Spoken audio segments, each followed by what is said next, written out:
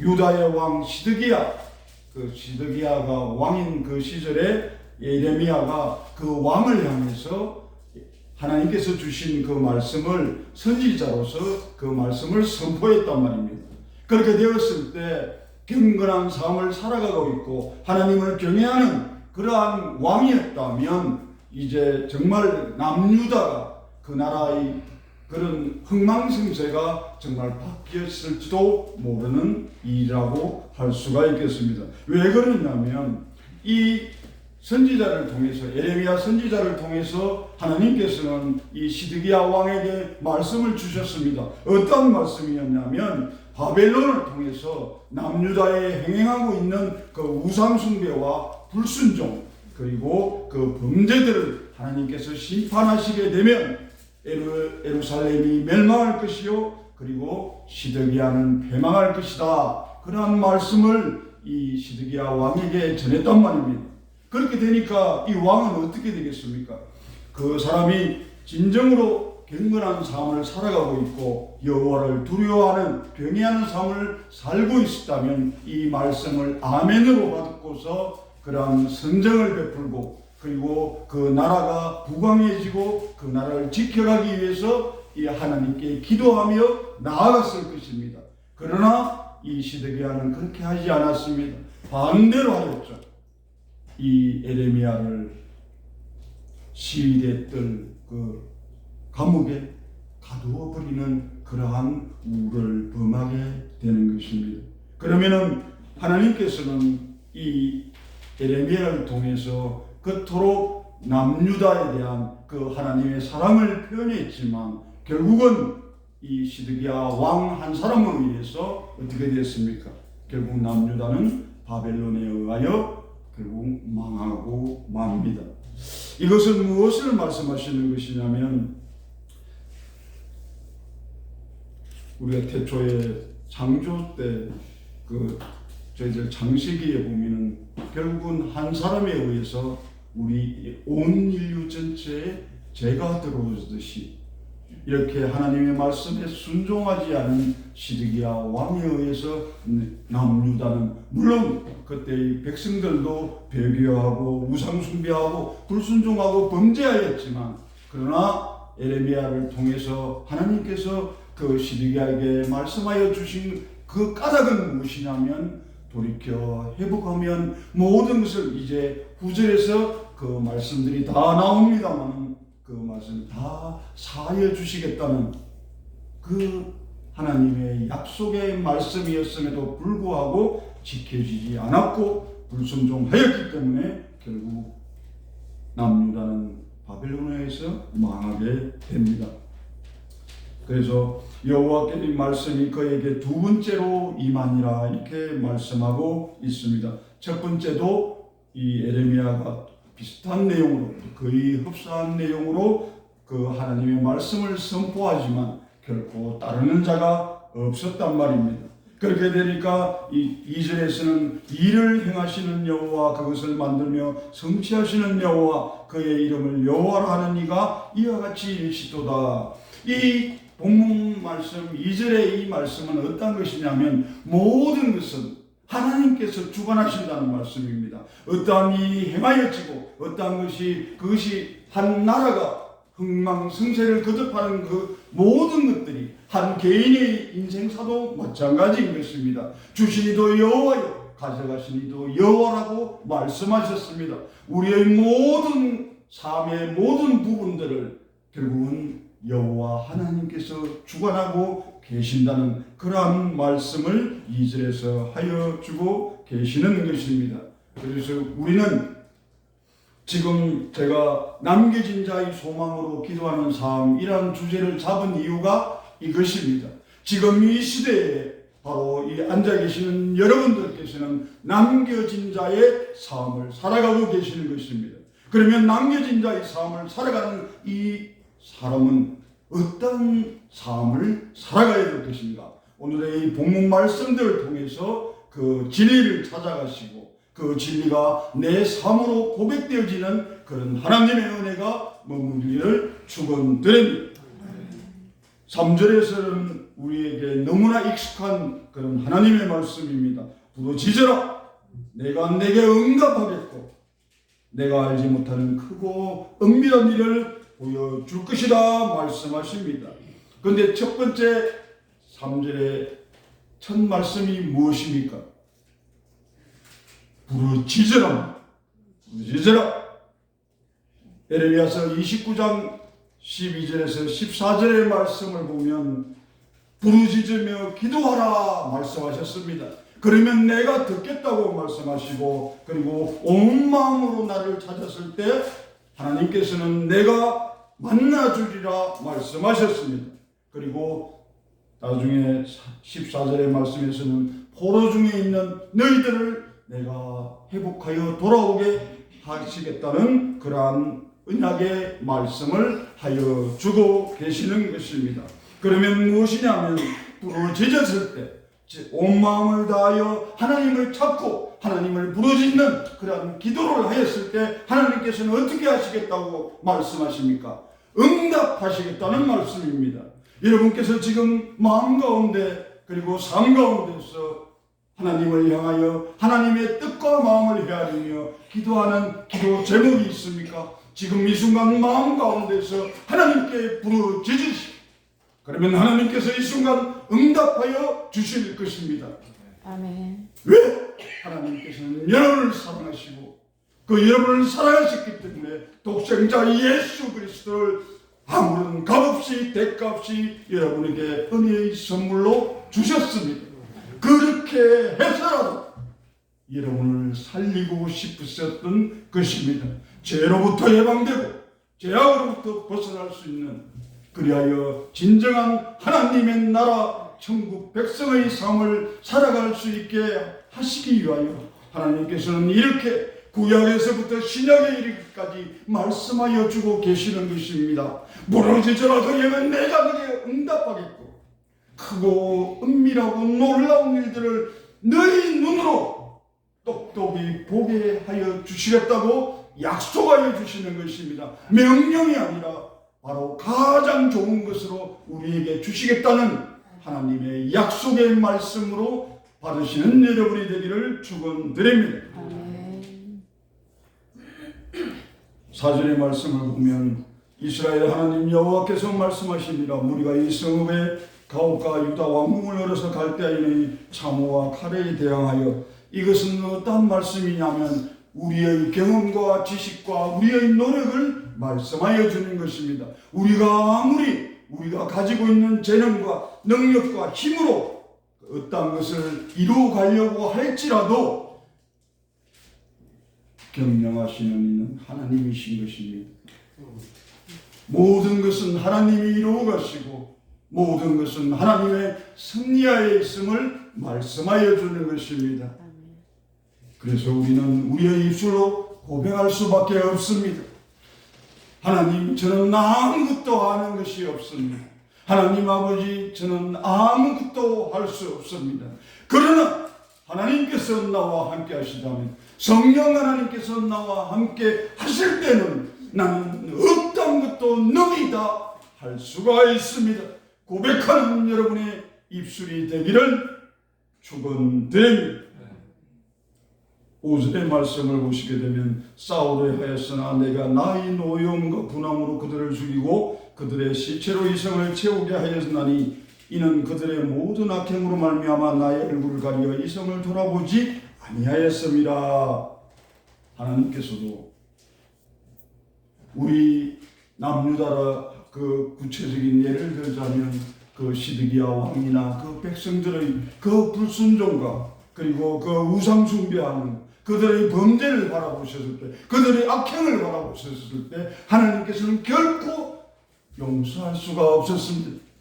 그렇게 결코 용서할 수 없었기 때문에 하나님께서는 그 하나님의 마음을 숨기지 아니하고 이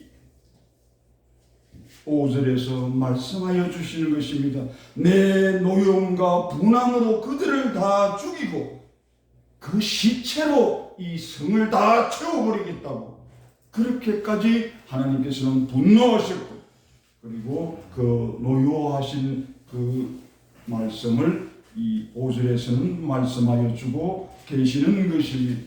이러한 하나님께서 6절에 가면 그러나 보라 라는 것입니다. 그러나 보라, 무엇을 보라고 말씀하십니까? 내가 이 성읍을 치료하고 고쳐 낫게 하고 평안과 진실이 풍성함을 그들에게 나타낼 것이다 말씀하여 주시는 것입니다. 바로 이 말씀이 오늘 우리가 남은 자들이 소망으로 삶을 살아가야 하는 이유가 여기에 있는 것입니다. 이 6절에 있습니다. 회복과 치유의 그 은혜를 나뉘어 주시겠다고 말씀하여 주시는 것입니다. 앞에 5절에서는 그리고 에스겔서 22장 20절의 말씀이나 신명기 31장 17절에서 18절의 말씀은 어떤 것이냐면 그 하나님의 노여움과 그 분노를 우리가 왜 용광로 있지 않습니까? 쇠들을 다 담아가지고 녹여버리는 그토록 하나님께서는 다 모아서 녹여버리겠다고 그렇게까지 말씀하실 정도로 노여움과 분함을 나타내셨지만 그러나 바로 6절에서는 그러나 하나님께서는 그러나 봐라 내가 이 성읍을 치료하여 낫게 하고 평안과 진실의 풍성함을 그들에게 나타낼 것이고 그 구체적인 내용이 어떤 것이냐면 바로 7절에서 말씀하여 주시는 것입니다. 유다의 포로와 이스라엘의 포로를 어떻게 하시겠다고 합니까? 돌아오게 하시겠다는 겁니다. 그들을 처음과 같이 세워주실 것이라고 말씀하여 주는 것입니다. 그러면 6절의 말씀을 보게 되면 결국은 어떠하냐면 그 상처를 나라 잃은 그 상처 그리고 자신의 모든 것을 잃어버린 그 상처 있는 그 백성들에게 새살이 돋게 하여 주셔서 결국은 고쳐주시겠다는 하나님의 그 약속의 말씀을 다시 5절에서는 정말 금과 은과 그 모든 쇠들 녹일 수 있는 그곳에 너희들을 넣어버리겠다고 하셨던 하나님께서 바로 6절에서는 이 모든 죄악들을 다 용서해 주시고 회복하여 주시고 치유해 주시겠다는 하나님의 약속의 말씀을 하여 주고 계시는 것입니다. 그리하여 결국 포로에서 돌아온다는 것이 어떤 말씀입니까? 우리는 이 세상을 살아가고 있을 때 우리는 우리를 사로잡고 있는 그 무엇 그것에 하여 우리는 우리의 삶을 때로는 아주 고통과 고난 가운데서 살아가는 경우가 너무나 많이 있습니다. 그 우리가 포로되어 있는 우리의 삶의 모습에서 어떻게 하시겠다고 하시냐면 돌아오게 하시는데 돌아오는 것으로 끝나는 것이 아니라 돌아온 당자로 끝나는 것이 아니라 그 돌아온 당자를 처음과 같이 어떻게 세워주시겠다는 말씀입니다. 창조 때와 마찬가지로 그 창조 질서의 회복을 말씀하여 주시는 것입니다. 여러분에게 고통과 고난으로 인하여 나에게 흥크러진 그리고 혼란과 공허 가운데 슬픔 가운데 고통 가운데 일그러진 그러한 무질서한 모든 삶들이 있다 할지라도 오로지 하나님 말씀 붙잡고 정정 하나님의 말씀을 붙잡고 나아갔을 때 우리의 삶은 하나님께서 부르짖으라 하는 그 말씀에 따라 부르짖고 기도하였을 때 하나님께서는 우리에게 치료하여 주시고 회복시켜 주시고 그리고 처음과 마찬가지로 우리를 세워 주시겠다고 약속하여 주십니다. 이 약속의 말씀이 바로 우리를 향하여 있는 하나님의 사랑의 표현인 것을 받으시기 바랍니다.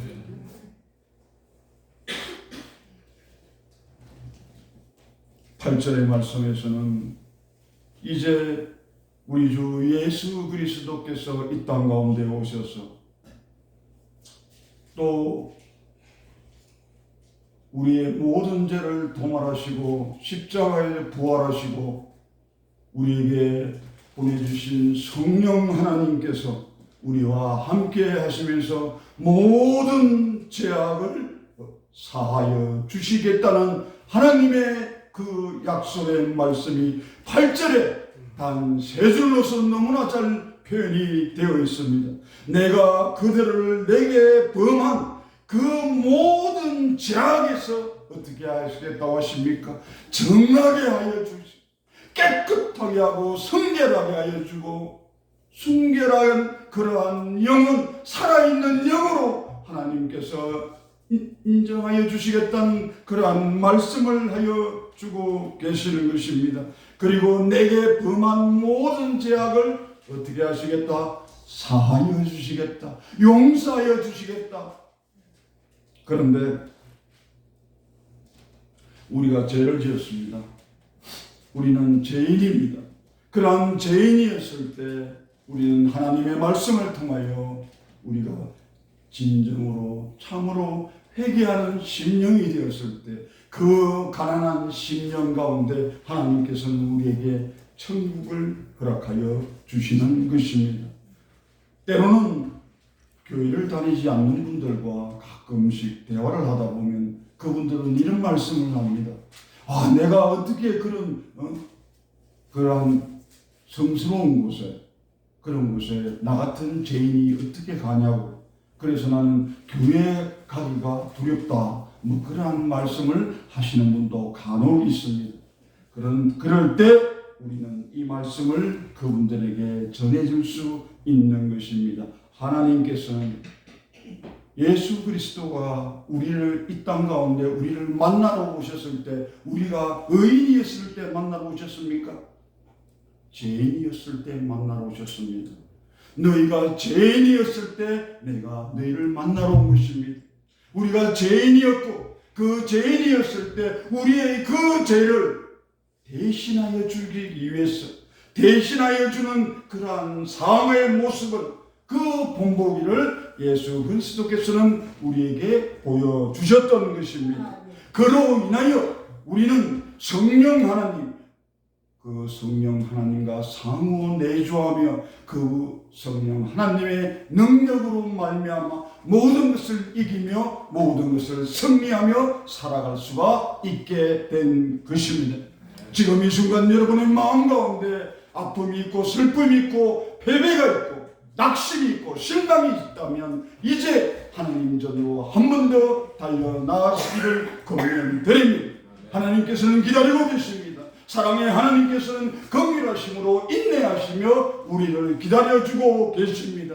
우리는 그 하나님을 향하여 몇 발자국만 옮기면 됩니다.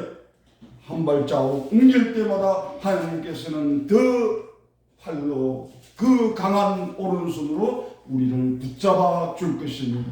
그러면 우리는 그 내민 손을 어떻게 하면 됩니까? 꽉 잡으면 됩니다.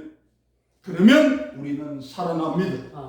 그러면 우리는 생명 가진 자의 삶을 살아갈 수가 있습니다. 이 세상 가운데 금은 보화 그 어떠한 귀중한 것보다 영원히 살아갈 수 있는 그 생명을 우리는 하나님으로부터 공급하여 주시는 하나님으로부터 우리가 공급받아야 할 것은 바로 영원한 생명 그것인 것입니다.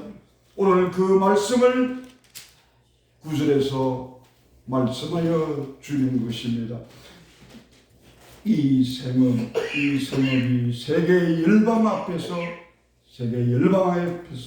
나의 기쁜 이름이 될 것이고 찬송과 영광이 될 것이요 그들은 내가 이 백성에게 베푼 모든 복을 들을 것이다 말씀하여 주시는 것입니다. 우리는 때로는 우리의 삶 가운데서 우리가 해결하지 못하고 뜻하지도 않았던 또 알 수도 없었던 알아도 할 수 없었던 많은 일들을 정말 난감하게 부닥치는 경우가 많이 있습니다. 그러한 경우 때마다 우리는 우리의 믿음을 정말 어떻게 보면 저울질하는 그런 느낌을 받지 않을 수 없습니다. 그러나 이제는 그렇게 주머니 속에 돈을 세며 그렇게 저울질하는 우리의 믿음의 그 시간들을 다 버려도 좋습니다. 왜 오늘 예레미야 33장 1절에서 9절의 말씀을 오늘 우리의 가슴판에 새겼을 때 하나님께서는 그 하나님의 그 말씀이 우리 삶의 능력이 되어 나타나게 하여 주실 것입니다. 그래서 모든 복을 우리가 정말 이제는 하나님께로부터 받은 모든 복들을 세상 곳곳으로 알리며 전하며 우리의 삶을 살아갈 수가 있을 것입니다. 내가 처음 만난 예수 그리스도, 그 예수 그리스도를 증거하며 살아가는 여러분이 되시기를 축원드립니다. 말씀을 정리하겠습니다. 남겨진 자의 소망으로 살아가는 그러한 삶, 남겨진 자의 소망으로 기도하는 삶을 살아가자, 이러한 주제로서 오늘 말씀을 나누었습니다. 그 말씀 가운데 첫 번째가 무엇이냐면 우리는 기도하는 삶을 살아가야 됩니다. 기도하는, 우리가 잘 알고 있는 기도 많지 않습니까? 새벽기도, 철야기도, 금식기도, 작정기도, 그 기도들 우리는 할 수 있습니다. 우리는 그 기도를 통하여 남은 자의 소망은 무엇으로 살아가야 되냐면 기도하며 살아가는 것입니다. 우리가 기도하였을 때 에레미야 33장 3절에서 분명히 말씀하여 주지 않습니까? 부르짖으라 그러면 내가 너에게 응답하겠고 크고 은밀한 일들을 내게 보이리라 말씀하여 주지 않았습니까? 우리는 그 말씀을 믿으며 살아가기만 하면 됩니다. 우리는 순종하기만 하면 됩니다. 나머지는 하나님께 맡기시면 됩니다. 그 마음을 오늘 이 순간부터 내 삶의 이정표로 삼으시는 여러분이 되시기를 축원드립니다. 이제 우리는 해보지도 아니하고 낙심하고 낭망하며 절망하는 그러한 시간에 이제 우리의 에너지를, 영적 에너지를 소모할 시간 없습니다. 그 정도 여유 없습니다. 말하지 않습니까? 다들 마지막 때라고. 이제 마지막 때에 남겨진 자의 삶은 바로 우리가 남겨진 자이지 않습니까? 이 마지막 때에 예수 그리스도를 믿으며 오로지 그 말씀에 순종하려고 몸부림치며 나아가는 우리가 남은 자이죠. 남은 자는 슬픔만 가지고 가는 것이 아닙니다. 남은 자의 삶은 소망으로 채워져야 하는 것입니다. 그 소망으로 채워지는 삶, 기도하는 삶이 되었을 때 하나님께서는 하늘과 같은 은혜를 우리에게 나뉘어 주십니다. 우리는 그 은혜를 받고 나누어 주며 전하며 베풀며 살아가며 하나님 이 땅 가운데 다시 오셨을 때, 우리 주 예수 그리스도 이 땅 가운데 오셨을 때 우리는 작은 일에 충성한 종으로 생명의 멸관을 받으며 하나님 만나러 가면 되는 것입니다.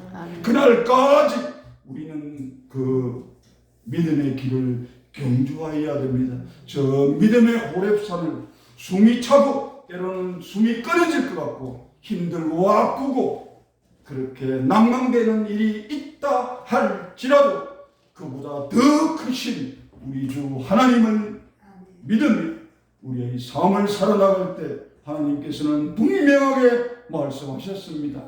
모든 복을 누리는 그 모든 복들을 세상의 가운데서 다 듣게 될 것이라고 말씀하여 주셨습니다. 아멘, 아멘. 기도